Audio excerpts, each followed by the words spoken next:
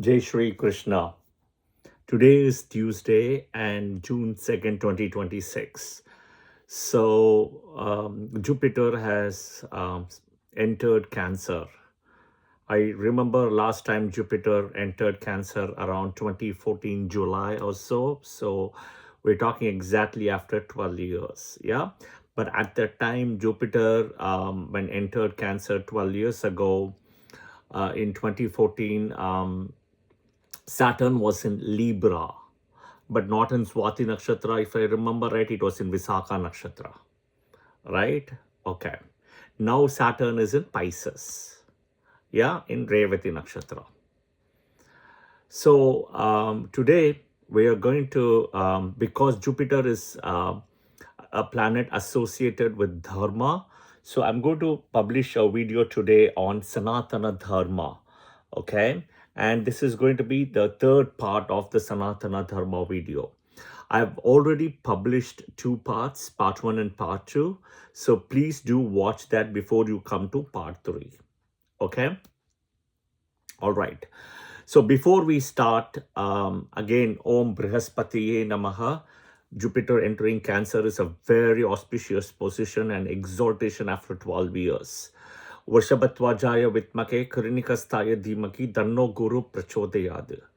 Deva Namcha Rishi Namcha Gurum Kanchana Sannibam Buddhi Buddham Trilokesham Tam Namami Brihaspatiam. Okay, and it's also today, very soon, Jupiter, as we are in Jupiter entering Cancer, Moon is already in Sagittarius as well, which is also a Jupiter Rashi. Moon will Moon will come to Purvashada very soon from Mula Nakshatra. And Purvashada is associated with Venus, another Guru. So we've got like the two Guru combinations as well. So, yeah, okay. So before we start today, the usual bells and whistles, do, click the notification, subscription, bell button, whatever it is, right in the bottom of the video, so that you are updated with the latest and greatest videos I publish. Yeah. Second, also, please do share your comments and feedback in the comment section. Okay, that would be helpful for all of us, including myself.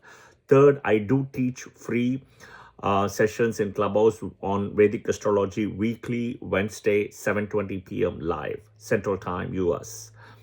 Now, if you want to come and listen live, you can come. Otherwise, you can come and join anytime. Those wouldn't be live sessions, but there is recordings and archives. So step one, you have to download the app, correct? The Clubhouse app in iOS or Android. And then you have the club, the Vedic Astrology Club. You have to enroll yourself within the Clubhouse app. That's the app you have to look for, the club name within the app. And the last one is, it's free, right? So you don't pay anything for it. So that's the good part, I guess. Yeah. Okay. And if you're interested in Vedic astrology. So today, Sanatana Dharma, again, this is part three.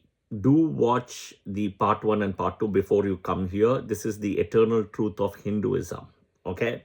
See, today, Sanatana Dharma, unfortunately, is misinterpreted completely. Okay. That's also one of the reason I'm trying to put the videos as well for people to understand. Right? The Hindu word is not even there in any of the Vedas and Puranas. India is close to the Sindh River. So in a way, the Hind, all of them came together as Hinduism because they don't know what to call Hinduism as. But the word Sanatana Dharma is there. You open Bhagavad Gita, the Vedas, Puranas, you will find it. Yeah? Okay. Now, what is interesting is, people always get offended with Sanatana Dharma, and I totally don't get it. Yeah. Think about even somebody like Periyar. He's supposed to have done so many great things, but is it all in a book or real life? I don't know. It's a question mark. But he was the one who always said, don't marry, you can do liberal relationships, go after any girl you want, do whatever you want to satisfy your hunger of sex and everything. This is unbelievable. But that's what he said, right? It doesn't matter, he says.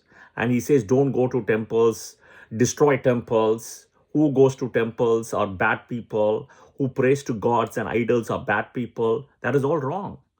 And, anybody can say anything, right? But end of the day, the truth is he married his own daughter. Who would marry their own daughter, right? It's incest. That's what it is. People have to understand about Periyar.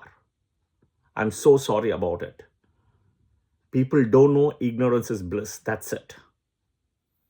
All the politicians divided people between the caste and everything based on birth. It was never by birth. See my part 1 and part 2 video. Okay, this is the fact. Who would marry their own daughter? I would not. I mean, it's incest. My God, unbelievable. And he's proved it. So this is Periyar's ideology, and I'm sorry, guys, I'm not for it. Yeah? Okay. Now, there is also a lot of questions I hear about, before we go to the core topic, right? I want to address these couple of points about, Modi government. See, I moved out of India in 98, and I've never voted in my life in India. Till today, I've never voted. So I really don't know much. My knowledge is very limited, okay? But I can see that the Modi government is trying to do something about India as a Hinduism country, right? But they're also giving space for other religions, be it, Sikhism, Christianity, Buddhism, Jainism, Islam, etc. Okay? But I hear from a lot of Christians and Muslims specifically who keep weeping through the nose, saying that, oh, Modi is anti-Islam, anti-Christian. No, it's not. Okay? I'll give an example to all the Muslims and Christians as well. First of all, your parent thing is coming from Abrahamic religion, which is Judaism. Jews live in India so safely. When Hitler did all the chaos, okay? When Hitler did all the chaos, Jews did come and stay here, and India welcomed them, okay? Look at the Jews today. Are they converting people? Are they going door to door, giving books and doing the so-called jihad and love jihad or whatever it is? Are they converting people? Are they giving Bible books and stuff? Learn from the Jews. Learn from the Jews, yeah? If in reality, if you think you guys came from Judaism, and conversion is not so easy in Judaism. They give you like 3 times or so, and it's happened in a process of 3 years. I've had friends who have actually converted to Judaism, but it took a long time. They don't convert you for a rice bag or for money or for anything else. Yeah? Look at it. The synagogues are there in India. They don't even make a noise. They are the minorities, not the Christians and not the Muslims. Right? If that is also the case, why do you think so many Muslims from Pakistan and Bangladesh are coming to India? They feel safe in India than Bangladesh and Pakistan.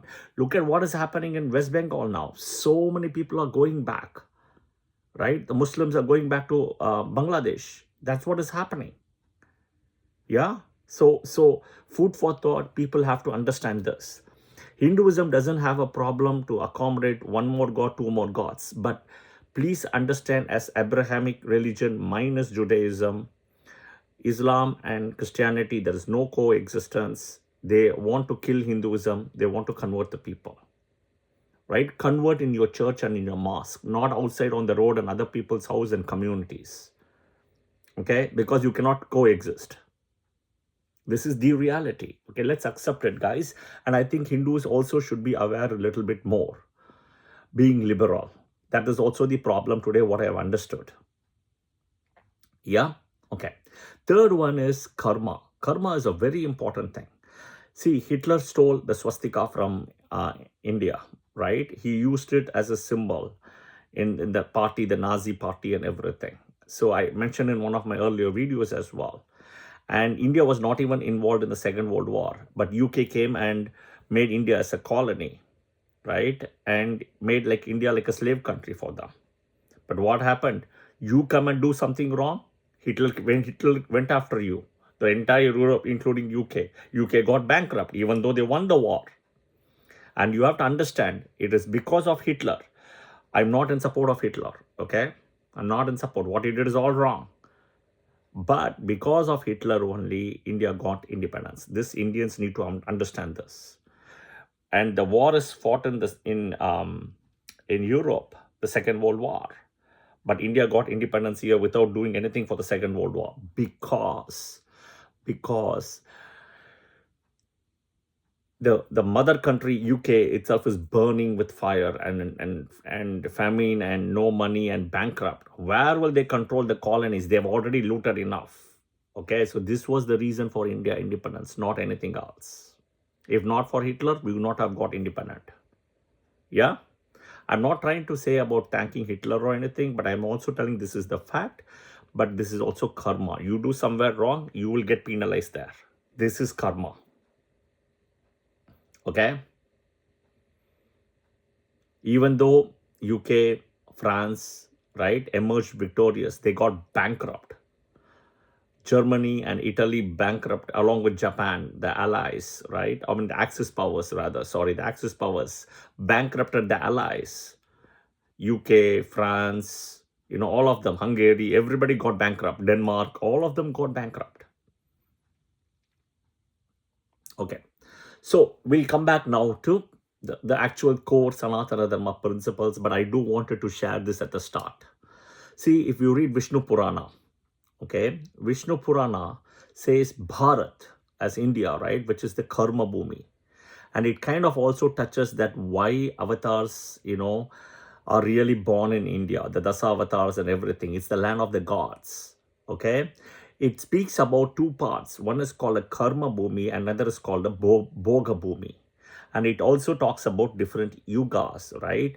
And I've done a video already on the yugas as well, starting anywhere from Satya Yuga to Treta Yuga to Dwapara Yuga to Kali Yuga.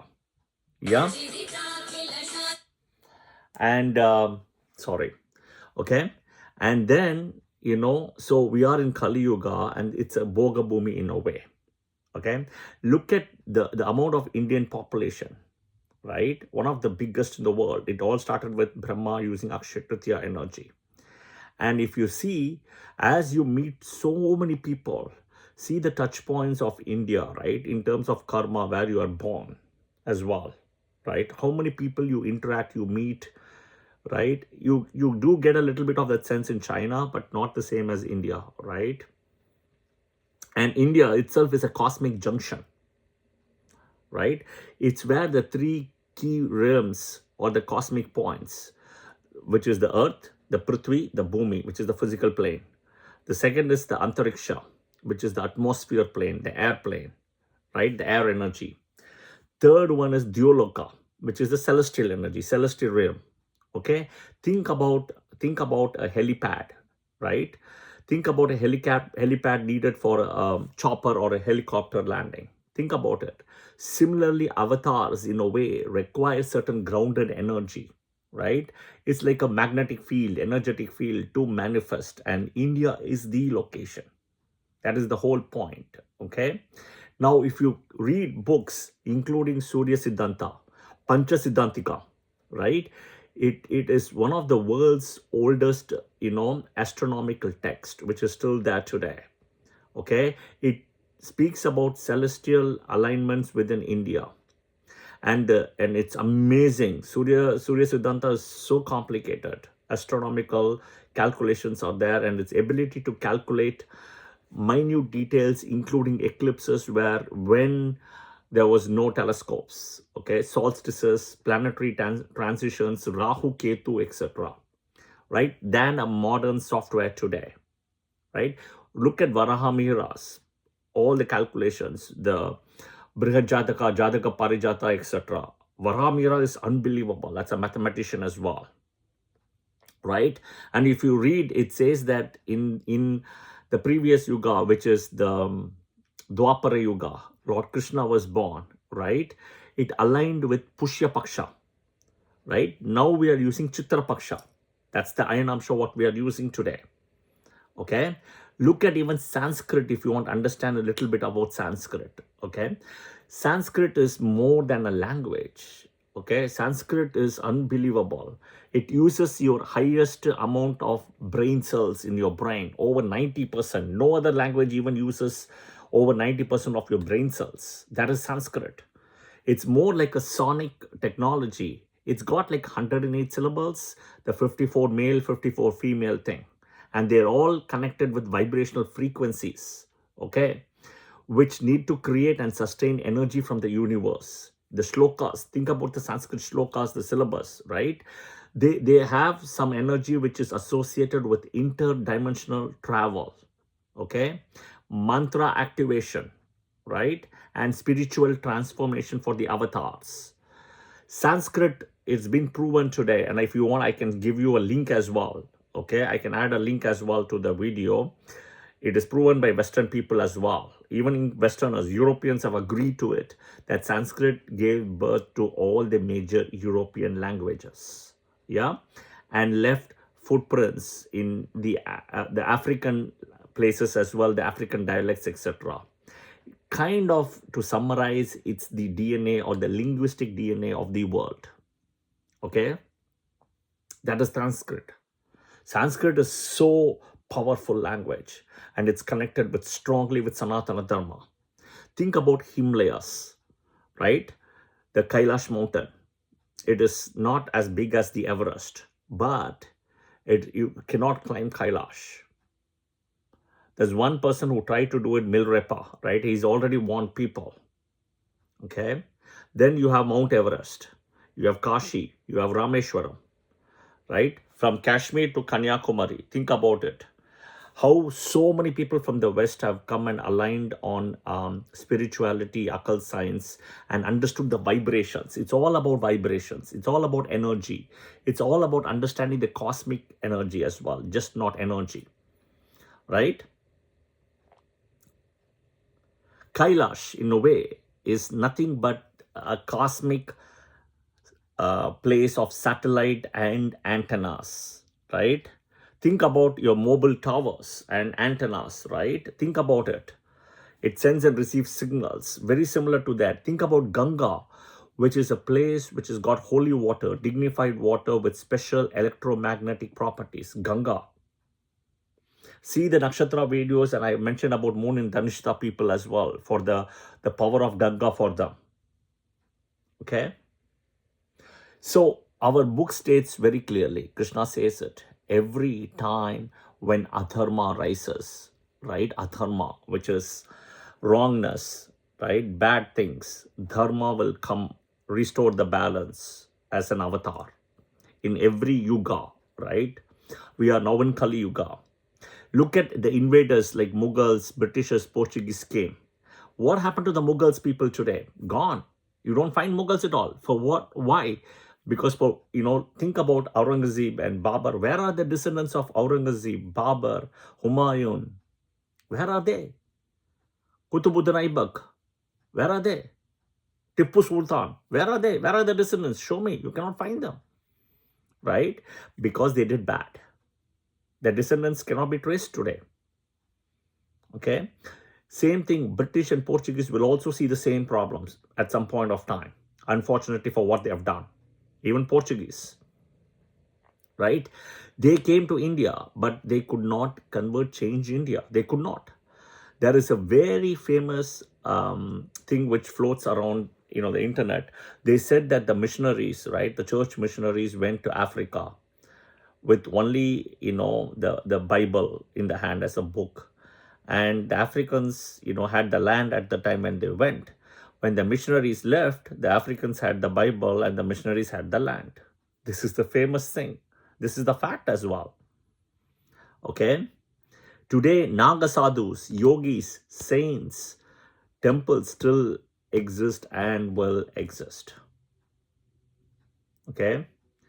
Sanatana Dharma, if you see, with all the 4 yugas over millions of years as is existing, see the amount of books, the Vedas, the Puranas, Bhagavad Gita, right, Upapuranas, right? So much of stuff we have in Hinduism. Then astrology stuff, then Surya Siddhanta, then Pancha Siddhantika, Jataka Langara, Brihad Jataka, Yavana Kavya, Chandra Kavya. I mean, I can keep on saying it, right? It didn't come yesterday, unlike Abrahamic religion did. I'm sorry to say, but that's the fact, right? It's the truth, it's the fact. Both validated from an archaeology perspective and from a linguistic perspective as well. Yeah. So India as Bharat, okay, which comes from Vishwamitra again, is just not the land of the gods. It's where the gods even take a human form. Okay, for the sake of people to understand what dharma and adharma is and what karma is. Hinduism is all about dharma, adharma, right, and karma. That is why the best yoga in Vedic astrology is called Dharma Karma Adhipati Yoga, which I will do a video separately on that. Dharma and karma. The natural ninth house is owned by Jupiter, who is a great benefic, Dharma house. The natural 10th house is owned by Saturn, great malefic, 100% malefic. That is why it is a karma house. Okay? So, last but not the least, before we probably end today's session, is that the biggest temple, the world's largest Hindu temple, yeah? If you want to take a guess where it is, it's not in India. Okay? It's in Cambodia, in a place called Siam Reap. Okay? Angkor Wat. Okay? It was originally a Vishnu temple, but today it's like a Buddhist temple. Yeah? So, I hope this was helpful to break down Sanatana Dharma, to bits and pieces for people to understand. Again, I know that I have just said whatever it is from the book and the reality. Okay? To accept it or not, it's your thing. The ball is in your court. But the understanding is, as Hindus, we're all same by birth, right? It is the dharmic things, what you do will differentiate you from others, okay? And will also help you and your lineage. Dharma, right? That is the biggest thing. That is what Lord Krishna also preached to Arjuna in Mahabharata. And you can see that through form of Bhagavad Gita, right? You can see the sloka or listen to the sloka of Vishnu Sahasranama as well. Yeah. So this is part 3 of Sanatana Dharma. I will post very soon the next part as well, as I break it down by different Puranas and information as well. Okay. Again, all Hindus, as Hindus, we have to stay united, right? And that is the most important thing about Sanatana Dharma. Okay. That is one of the reasons you also have hundreds and thousands of gods. Yeah. That shows that everybody is the same and you have the ability to worship any god. Okay. I hope this was helpful. I'll see you soon in another video. Jai Shri Krishna. Om Brihaspatiye Namaha. Thank you.